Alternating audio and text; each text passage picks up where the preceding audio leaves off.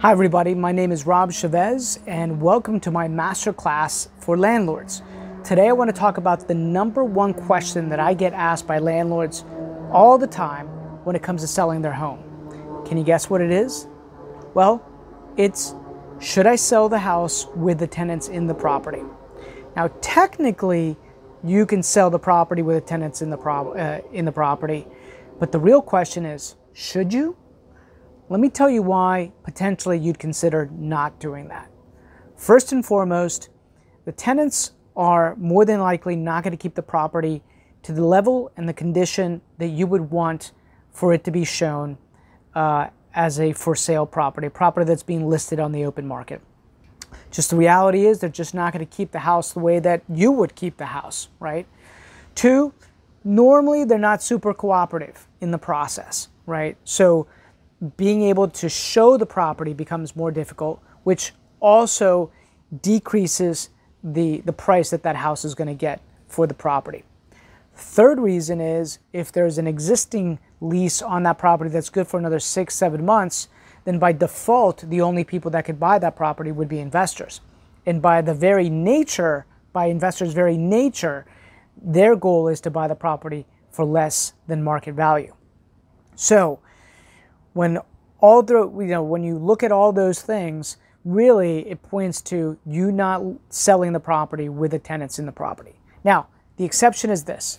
If your tenant keeps the property in amazing condition and they're super cooperative and their lease is up in, let's say, a month or 2 months, then I could say, okay, you know what?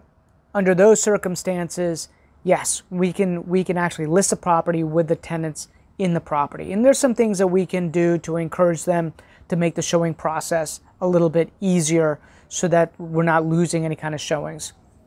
But in general, you don't want to sell a property with a tenant in it. Now I get it. You're worried about the vacancy rate. You're worried about it being vacant for a month, right? Or a month and a half.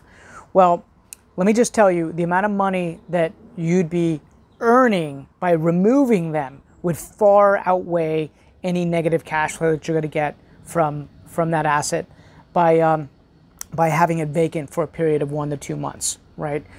When you look at that, let's just say the average rent is $2,500, right? That's $5,000. Let's just say it's $6,000, $3,000 a month. That's $6,000. I can tell you by having the tenant in the property, you're going to actually get in the tens of thousands of dollars less, right? Especially if the property doesn't show well because they're not keeping it in great condition. So it's worth the headache of getting them out, right? Fixing the property up, just like what I call polish the penny, maybe redoing carpets, painting, cleaning, no longer than a week and a half worth of work, put it on the open market and get full market value for that property. So in closing, if you can sell it and get the tenants out, you're going to be doing yourself and your pocketbook a big favor. Okay, make it a great day. As always, I'm here to answer any questions for you. Take care. Bye.